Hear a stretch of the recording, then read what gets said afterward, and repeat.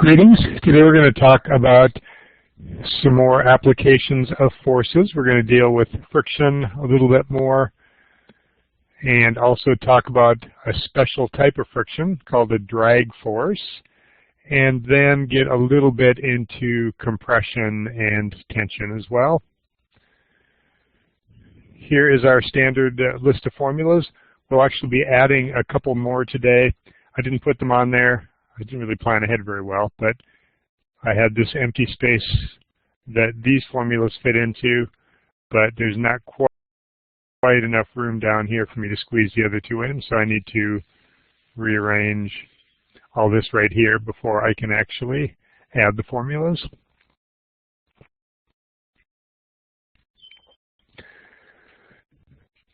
So here's an example from one of the lab activities that we've worked on.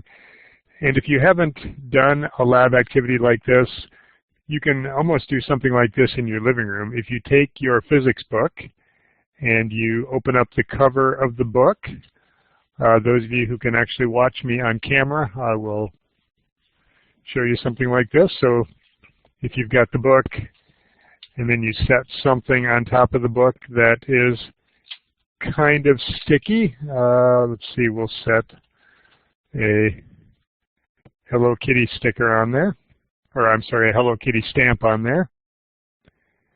And then we lift it up, and you can actually figure out the coefficient of friction by determining at what angle you can open the book before the Hello Kitty sticker starts to slip. And that was super exciting to watch on video. Those of you who didn't see that are probably missing out of the event of a lifetime. But anyway, here is the description of this. So here's an object. This is our Hello Kitty stamp. So this is the cover of our book. And this was our Hello Kitty stamp in what we just drew before. So what we're going to try to do is to figure out the angle, well, we can measure the angle, I'm sorry. We're going to figure out the coefficient of friction. So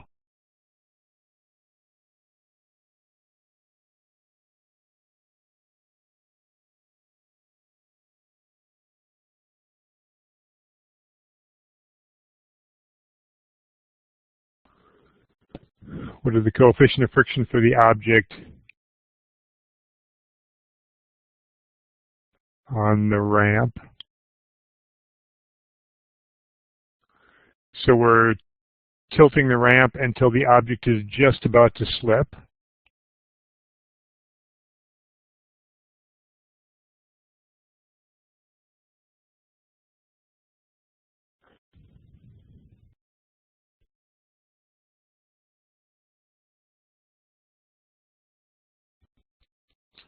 Just a second, I'm going to move my little pad over here that I write on.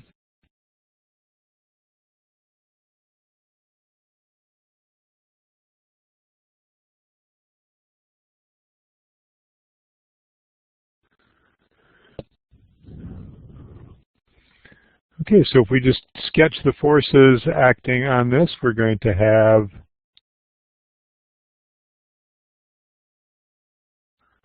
the gravitational pull of the Earth, excuse me, pushing down, and we'll have the contact push of the surface pushing up, and then we'll have this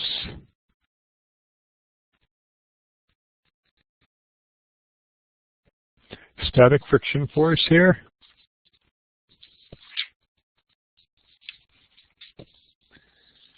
So make sure, just looking at my notes here, making sure I don't forget anything.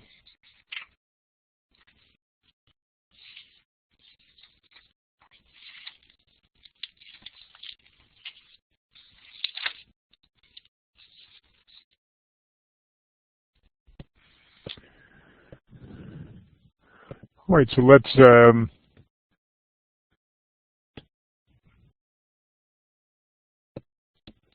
draw this over here. So let's draw our axes. We're going to have a tilted axis, set of axes.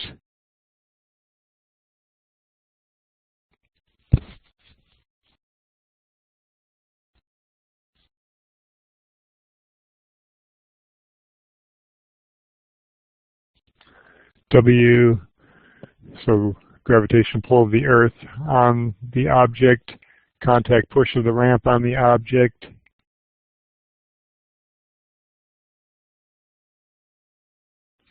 frictional pull of the ramp on the object. And then we can break down this force here. This is going to be theta is between W and the y-axis.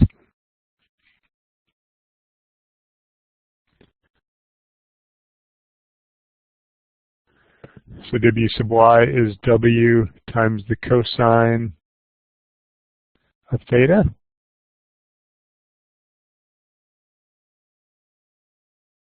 W sub x is W times the sine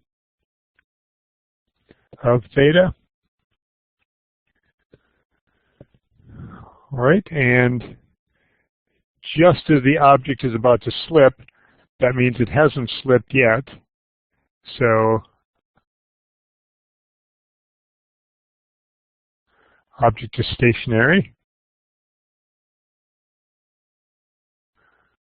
That means A sub x equals 0, A sub y equals 0. So if we look at the sum of the forces in the x direction,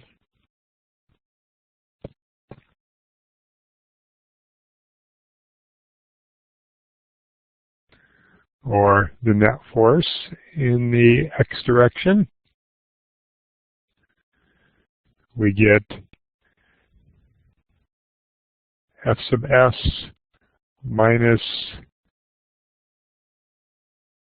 W sine theta equals m A sub x, and that's 0 because that's equal to 0.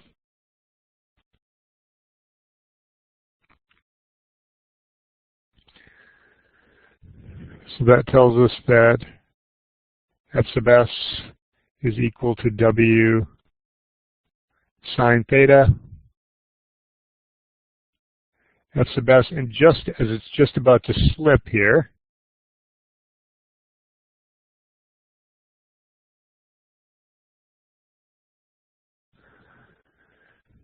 so F sub s max is what we would apply as the object is just about to slip.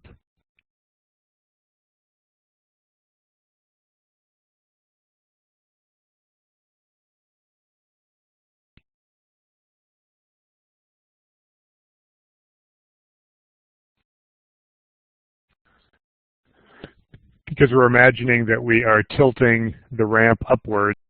So obviously when the ramp is flat, the frictional force is 0. If the ramp is moved to an angle of ½ a degree, unless the surface is super slippery, the object is probably not going to slip. Depending how sticky the surface is, or the object, or the interface between the two, it's going to be able to be lifted up quite a bit.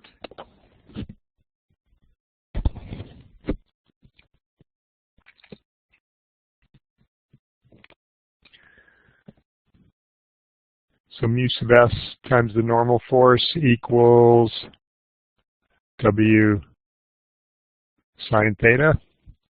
We don't know what the normal force is. We know that weight is m times g, so we can find the normal force.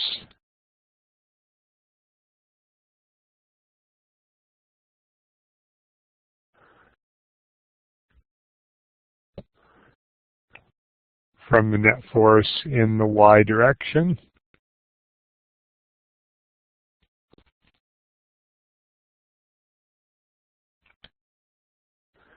Some of the forces in the y direction, we've got the normal force upwards minus W cosine theta downwards.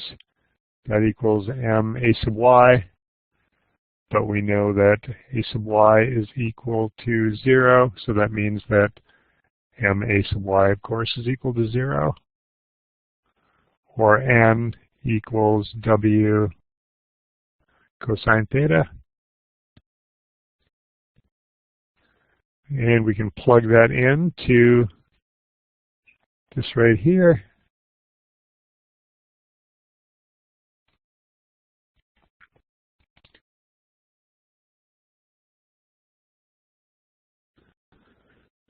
So mu sub s w cosine theta equals w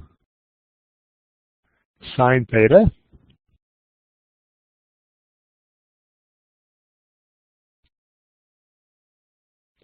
The w cancels out on both sides.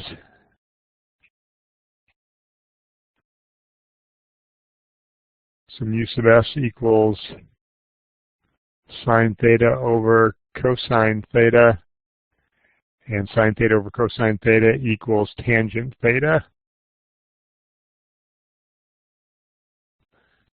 And if you're confused about that, because you could maybe just say, well, I kind of remember that, but so if you remember from SOHCAHTOA,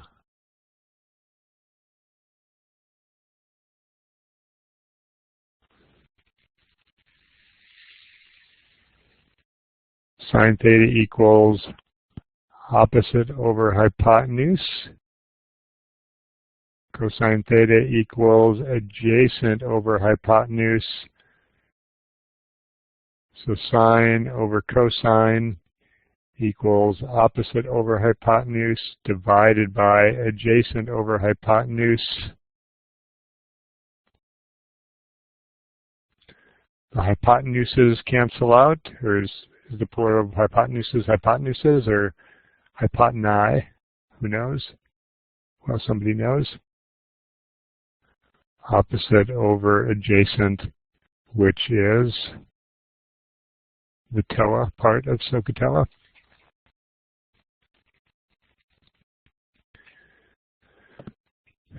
So going back to this, let's circle this in a different color.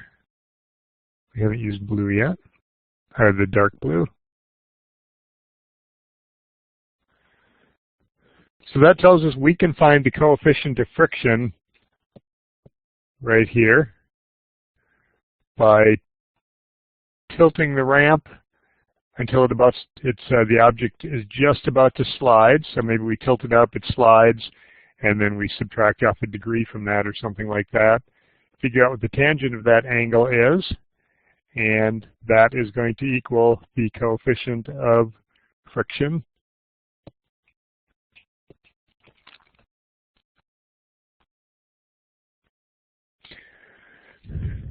Now let's deal with drag. Oh, drag, what a drag, man. I don't like that. I was waiting to say that. One of the common applications of drag, a lot of people are sports fans, and a lot of people are swimming fans.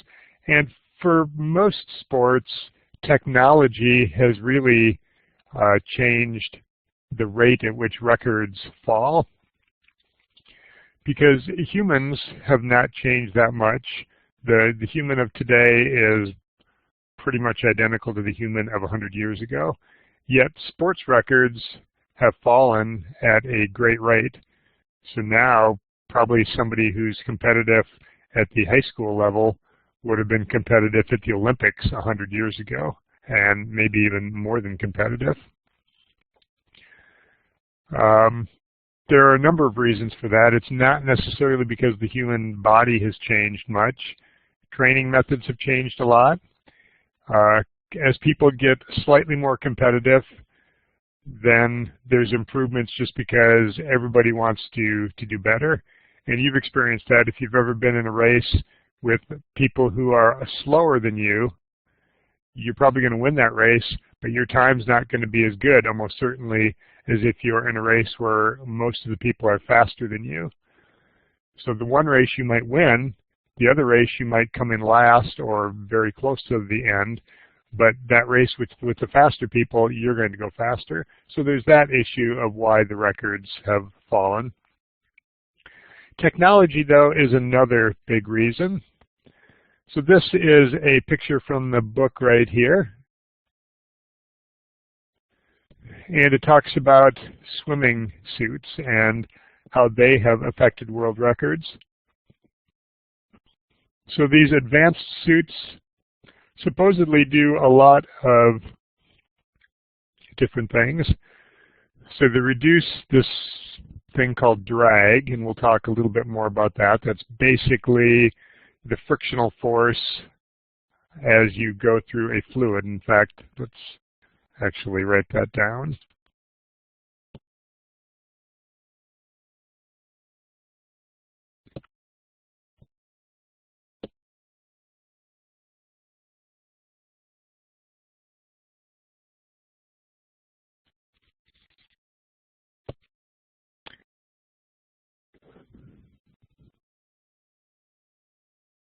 Acting on a body moving through a fluid.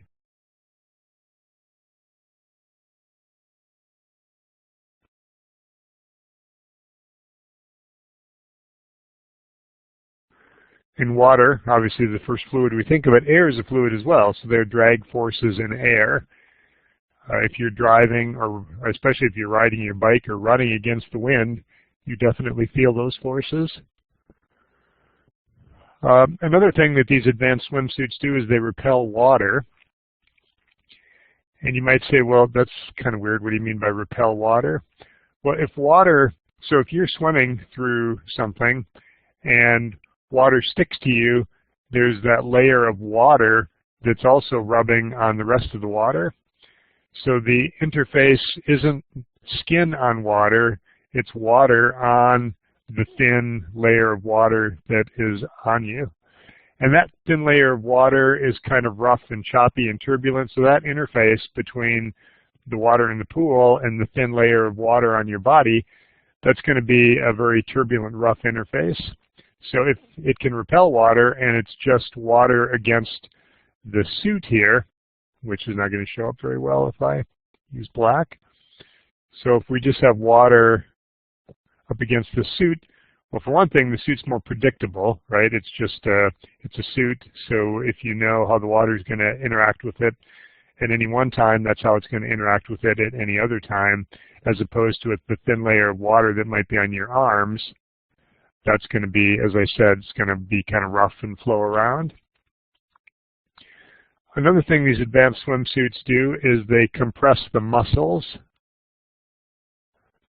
Or for some people, if they don't have many muscles, they compress the fat. And everybody has a little bit of fat. Swimmers and athletes, of course, have much less fat than the typical person. But it compresses whatever is there, so it makes you a little bit more sleek. I was looking for a little bit of data on this, and I found a research paper, and I've got the link to it right there. And also the authors and the title. The title is Effective Wearing a Swimsuit on Hydrodynamic Drag of Swimmer. So it's interesting, it wasn't of a swimmer or of swimmers, it just said of swimmer. And it's from the Brazilian Archives of Biology and Technology from a few years ago, 2012. But they compared people wearing a standard swimsuit, sort of a basic off-the-shelf good swimsuit, but not anything that's highly specialized like what these people are wearing. So just a standard swimming suit. And then the new high-tech suit, again, I don't know if it was this suit, but something like that. And then somebody just swimming in their underwear. And you can read this if you want to see what all they did was. But this right here is something called the drag coefficient, which we'll talk about in a little bit on the next slide. But that's basically a measure of the drag. So the drag coefficient is analogous to the coefficient of friction.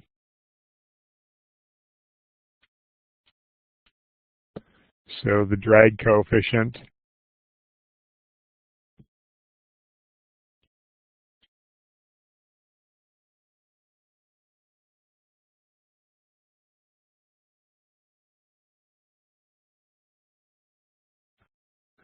to mu, which is the coefficient of friction.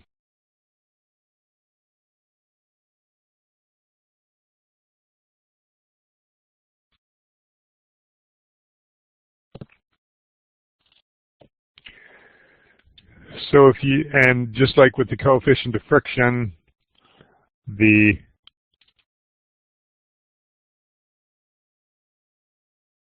higher mu or a higher drag coefficient, just to anticipate here where I'm going, C, the greater the frictional force.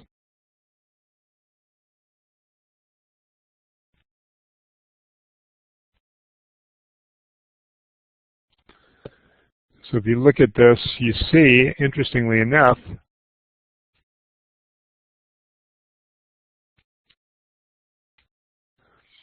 with underwear, there was a noticeably higher drag coefficient, but if we just compare the two suits, 0.323 and 0.325, so that's 2 parts in over 300, that's less than a 1% difference.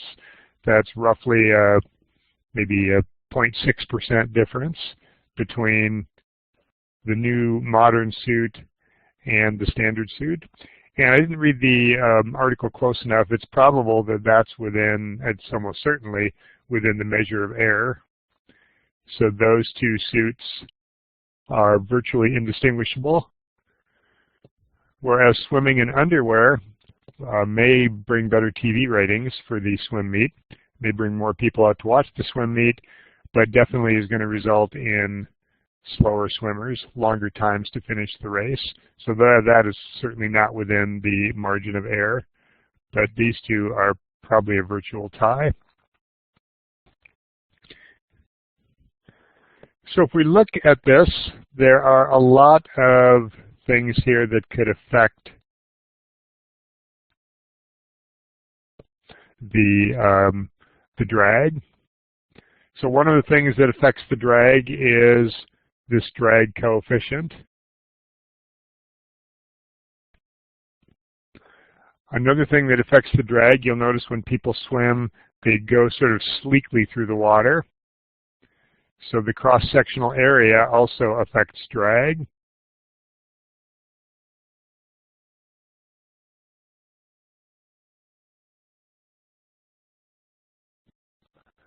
And just a second there, this was a pretty ugly looking D.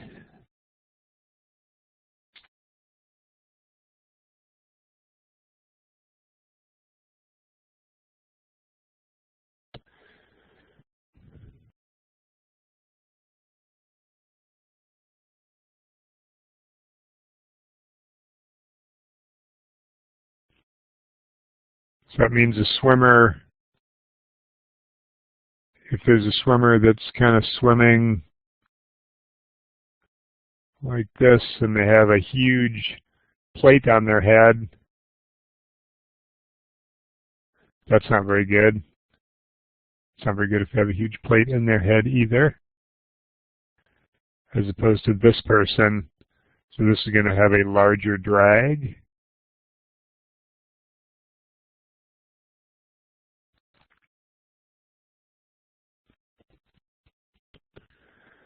If they're swimming through something thick, so if they're swimming through water as compared to, say, syrup, that is also going to affect the drag. So it's going to, the density of the fluid also affects the drag.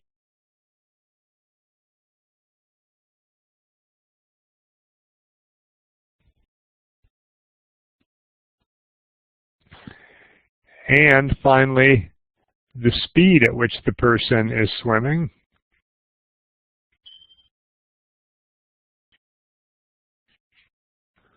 That also affects the drag.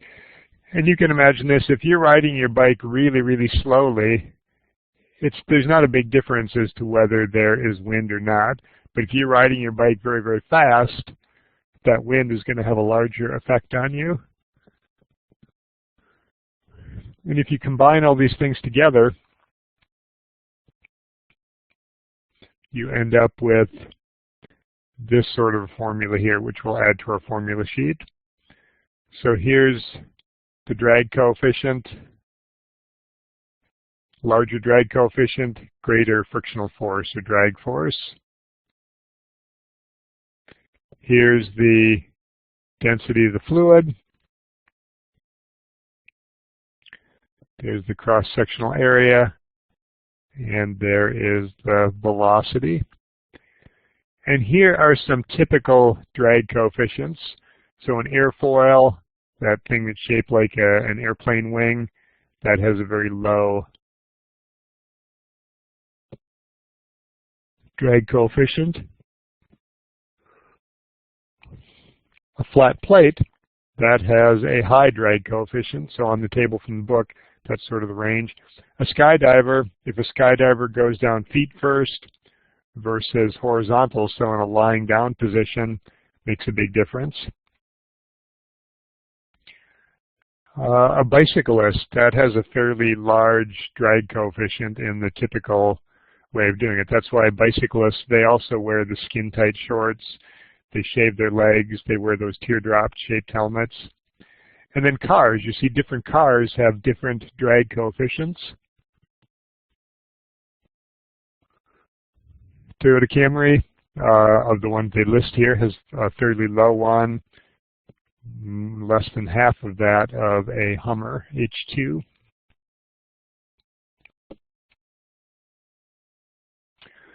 Our suits there were, the suits were about 0.32 and underwear was 0.45.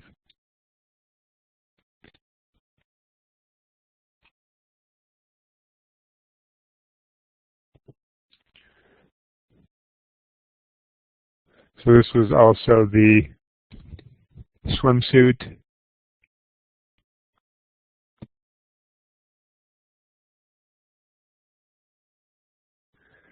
And 0.45 was about underwear.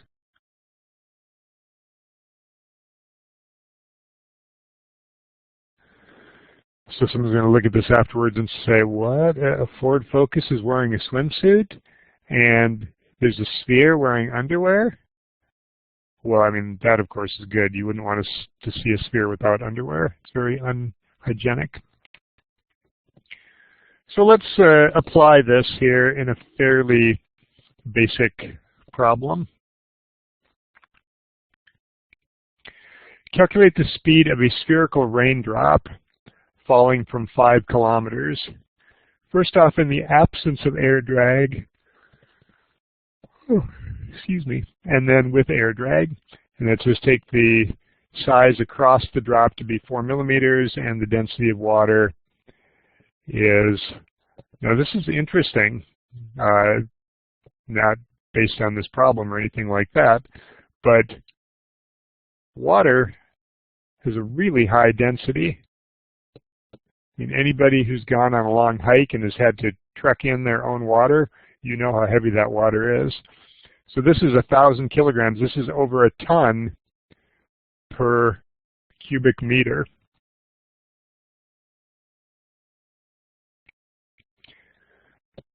So a cubic meter, roughly the size of a small desk. That amount of water weighs about 1,000 kilograms. Or if it was a cubic meter, it'd be exactly 1,000 kilograms. Okay, so let's figure this out here. So there's a drop of water. That's kind of a water drop color. So as the drop is falling, the Earth is pulling it down. The drag force is pulling it up. So at what's called terminal velocity,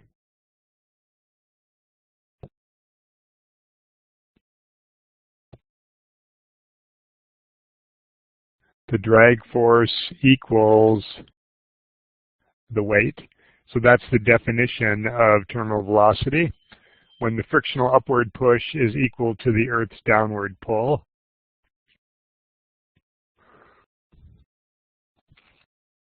So that means, and that's just going to equal the mass times g.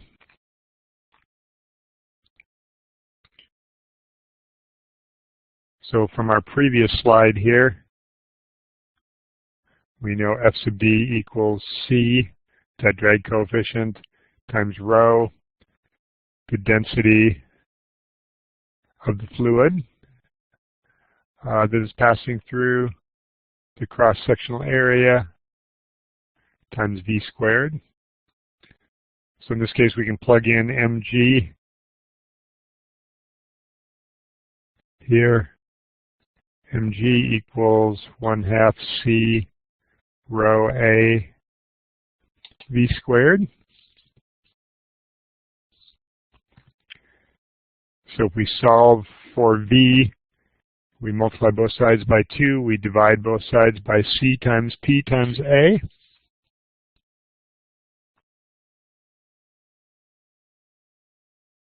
And we take the square root.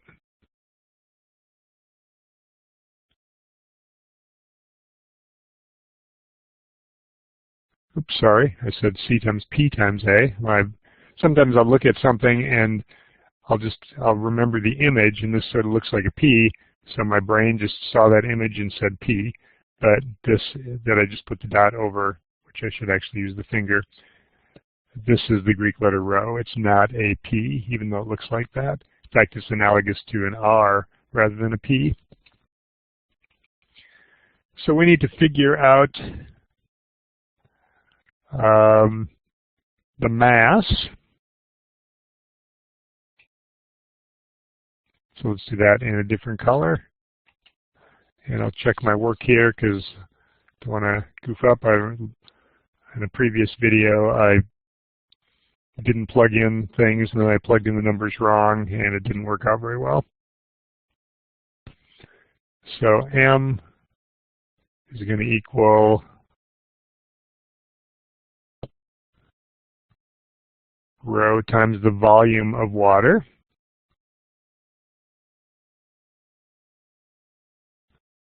So this is the density of water, because density is mass per unit volume.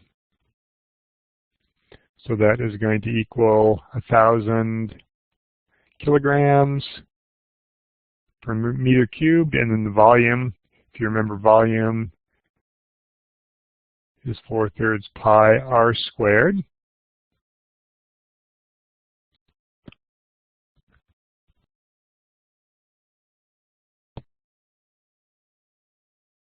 I'm sorry, 4/3 pi r cubed.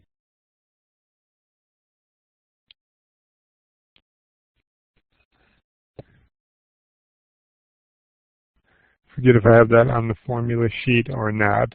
No, so that's something I'll definitely want to add to the formula sheet in case we have a problem like that later, and also the area of a circle as well, which is pi r squared. So I was actually combining two things.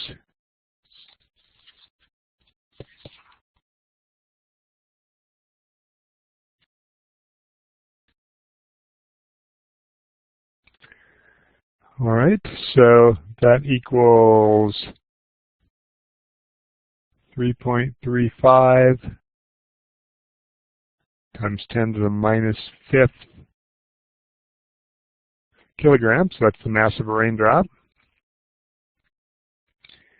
And then the cross-sectional area of the raindrop is equal to, here's what I was thinking of, pi r squared.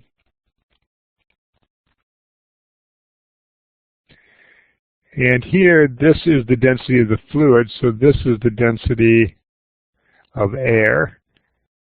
And the density of air is about,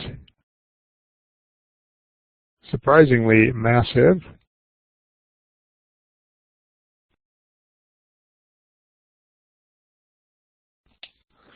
about 1 kilogram per cubic meter. All right, so if we plug all these numbers in, so if we plug in to the V equals that square root formula, we get V equals 6.57 meters per second. So this is actually our answer to part B.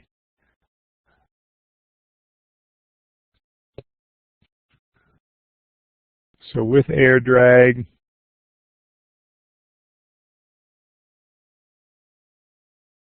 we get V equals that. So with no air drag,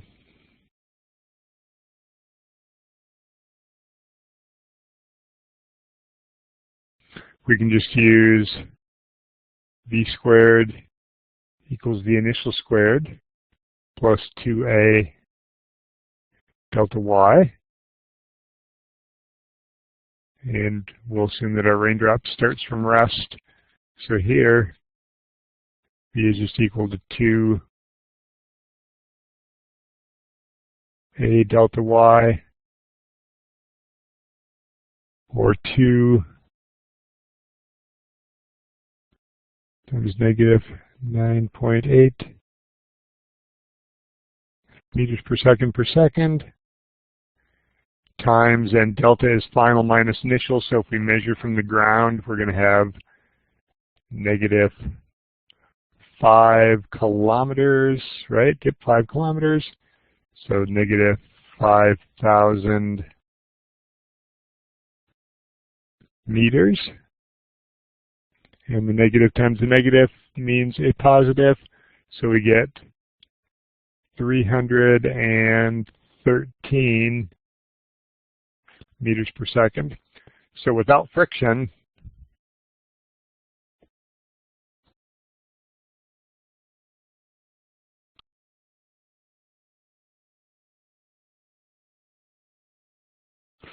raindrops would fall at about 700 miles an hour.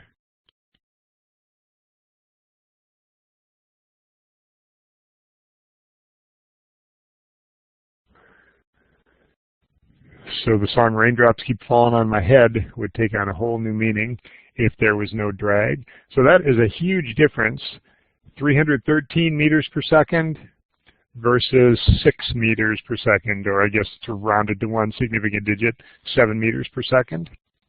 7 meters per second, or 6.57 meters per second, that's about 14 miles an hour or so. And getting hit by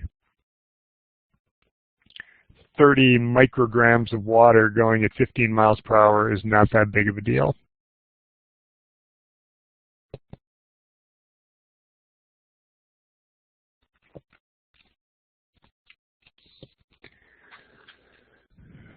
So drag is one application of forces, and that's just another way to think about friction. But all forces are not just simply moving objects along, so moving a box. So when we think of forces, so in the past,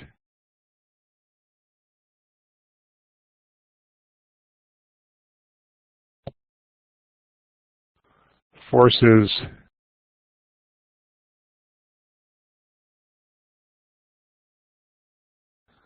have acted on entire objects.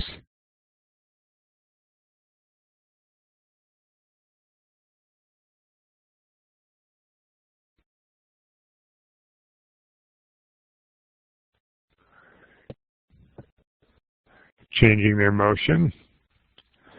And by changing their motion, it means the object is doing something different than it would if that force wasn't there. So if we set a book on a table, the table's pushing up on the book, I would say it's changing the book's motion. You would say, no, not really, because it's not moving. But just think what the book would be doing if the table wasn't there. It would be falling down. It would be accelerating downward. Because the table's pushing it upward, it's not accelerating downward. So that is a change in motion.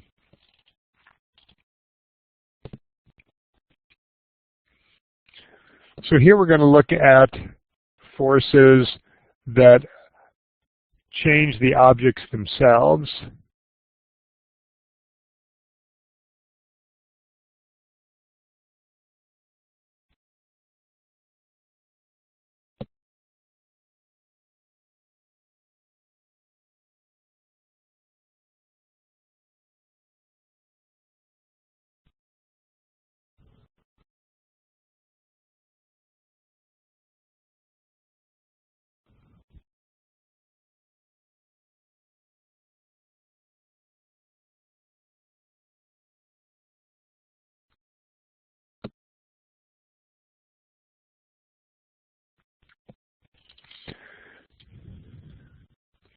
So just look at a couple situations here.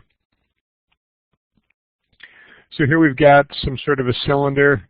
It could be a pole, maybe a flagpole. It could be your femur, so a bone.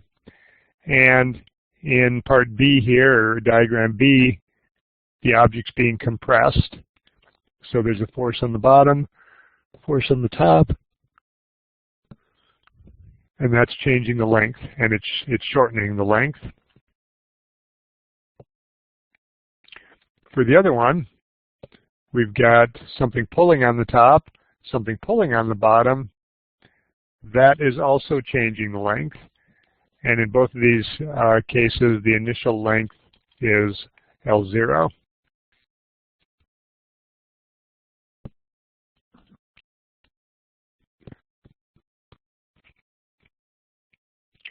So what affects the change in the length?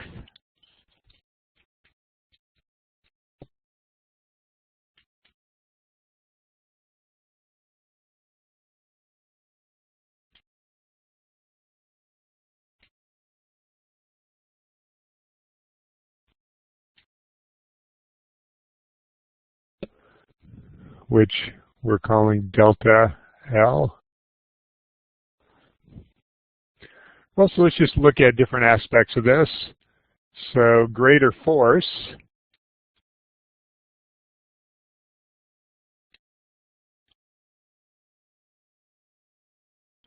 leads to greater change in length. What else here? Well, if there's a longer length to begin with, so an object, if we apply a force to something that's a millimeter long and then we apply the same force to something that's a mile long, that object that's a mile long is going to have a greater change in length.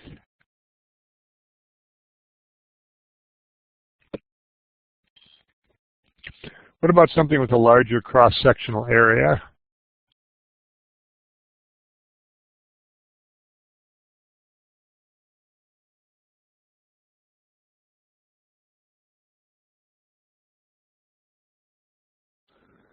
So in this case, A would be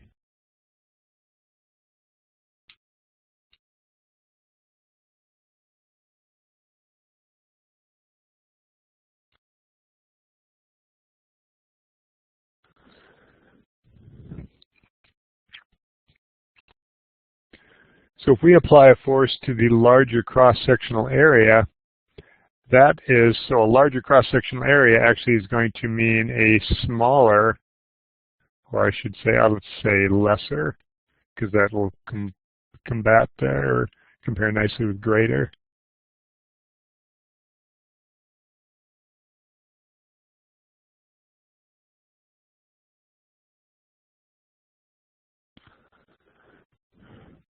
So that means what I have inferred here, so what I've sort of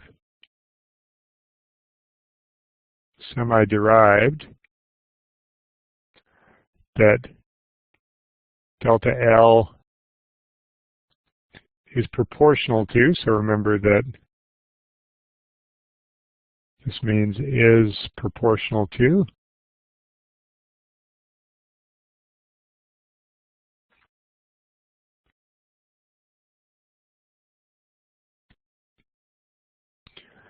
F, because greater, so if F is bigger, then delta L is bigger.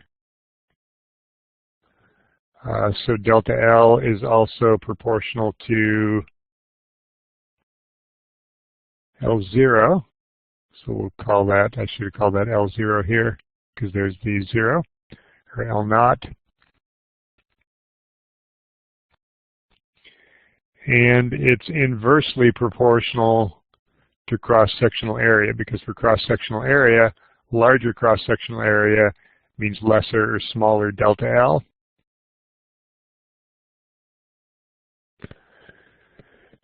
So if we want to change the proportionality into a constant, into an equation,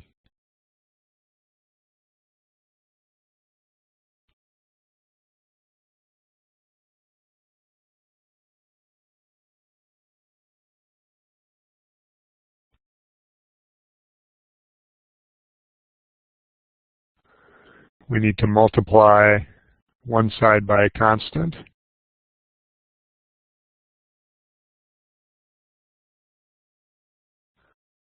You could say multiply both sides by a constant, but that would just be adding complexity.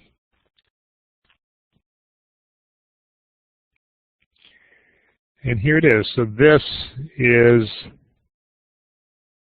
the proportionality constant.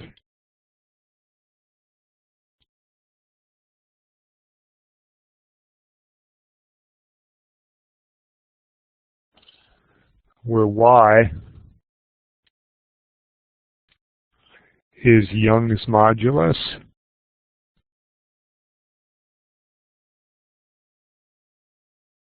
Did I spell that? Looks wrong. Modulus. Oh, okay. I was thinking of marvelous. Young's modulus is marvelous. And you might wonder, well, why is it 1 over Y? Why didn't we just multiply through by Y? And it actually relates to another way of looking at it. So later when we talk about stress and strain and other types of forces, you'll see the proportionality constant of Y actually in the numerator rather than the denominator. So Young's modulus, and this is a table from the book. It's printed kind of small here, but the larger the number, the lesser the change in length. So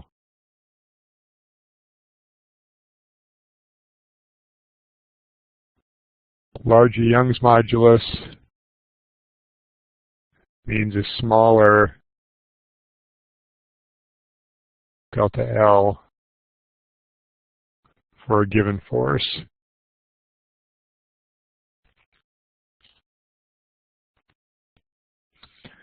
So steel, for example, is difficult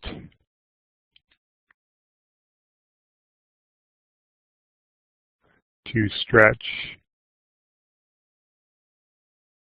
or compress.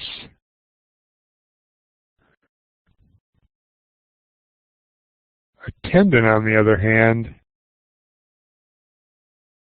is easy to stretch or compress. So that makes sense.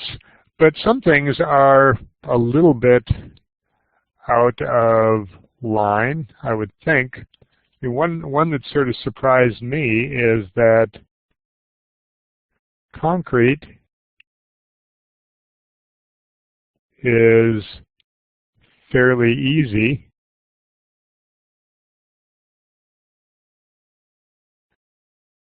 where glass is fairly difficult.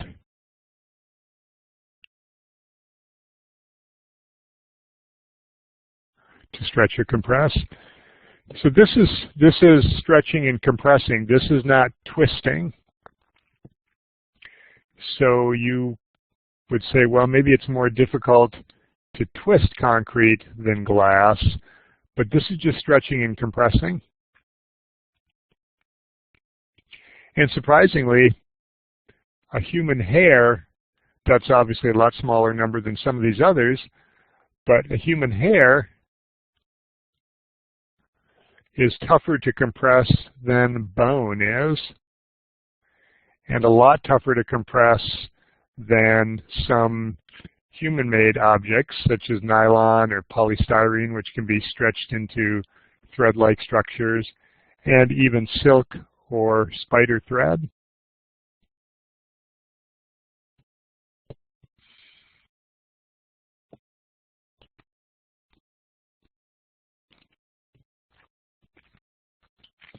So let's just do a quick example of this before it's time to say goodbye for the day. So during a circus act, one performer swings upside down, hangs from a trapeze holding another also upside down.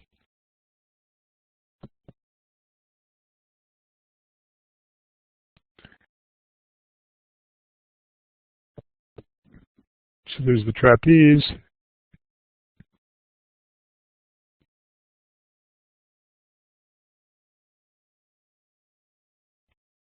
Here's one person holding on to the legs of another person.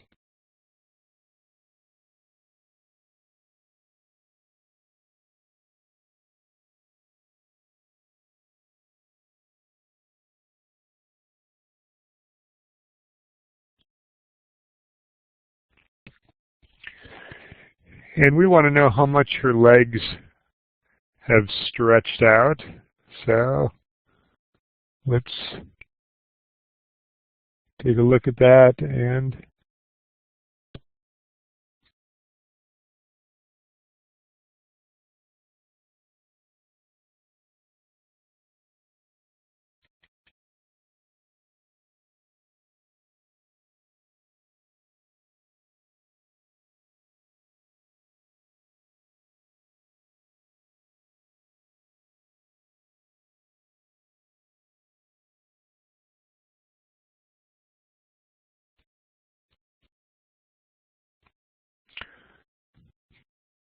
so initially this was L0.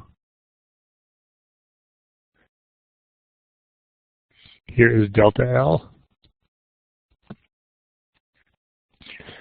It says here if the upward force on the lower performer is 3 times her weight, how much do the upper legs stretch? So each is equivalent to a human or a uniform rod 35 centimeters long. So L0 equals 0.35 meters. Cross-sectional area equals 0.018. Oops, sorry, that's not centimeters. I already made the change. It's not a very good looking M though, so let's just change that.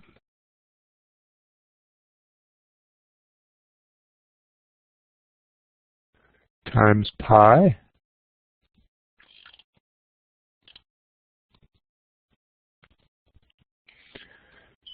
So that equals 1.018 times 10 to the minus third, 10 to the minus third, yes, 10 to the minus third meters squared. So a pretty small number.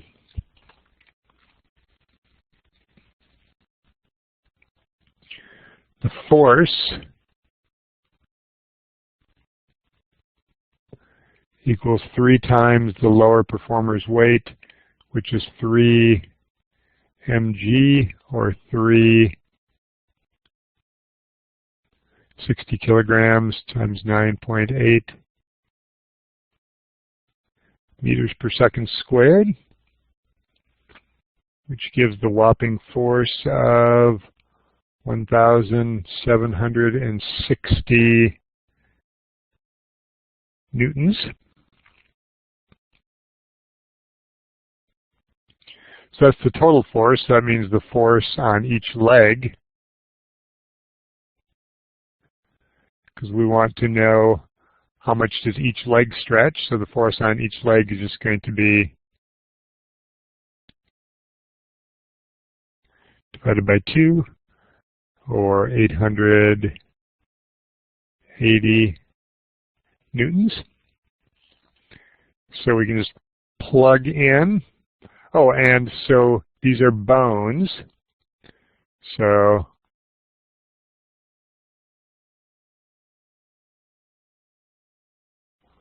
for bones, and tension versus compression, so this is going to be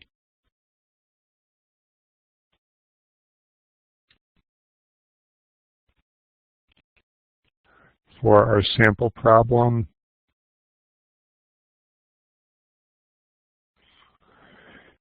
(16 times 10 to the 9th), so 1.6 times 10 to the 10th newtons per square meter.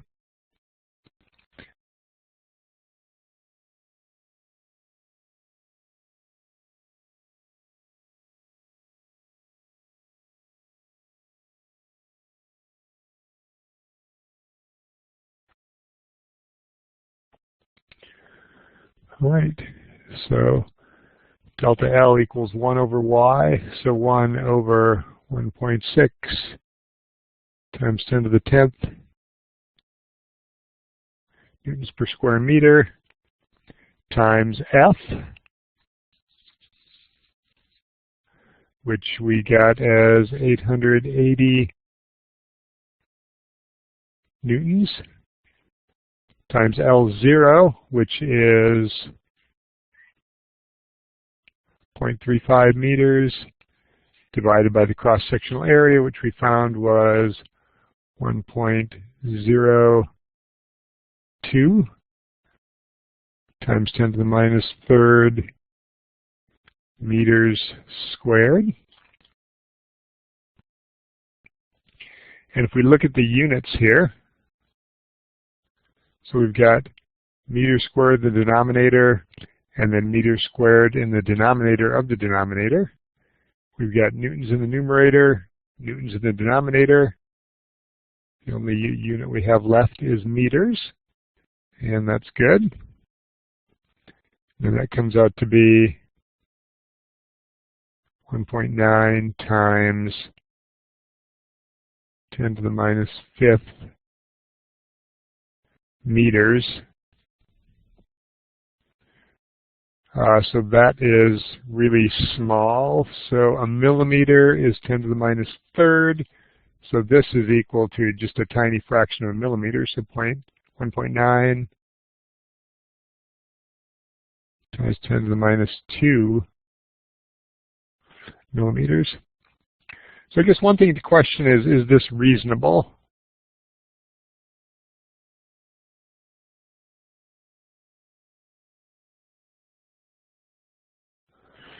And probably not 100% reasonable.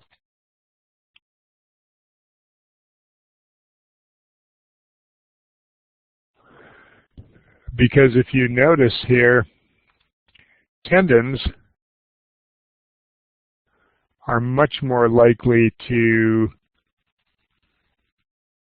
stretch and compress than bones. So it's sort of like the tendon then is the weakest link. So probably most of the stretching would be in tendons and not in the bone.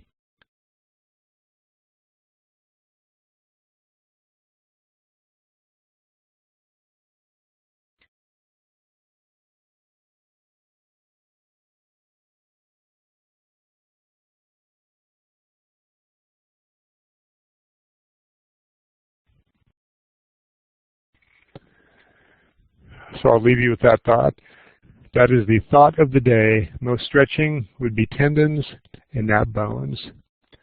Thanks for watching.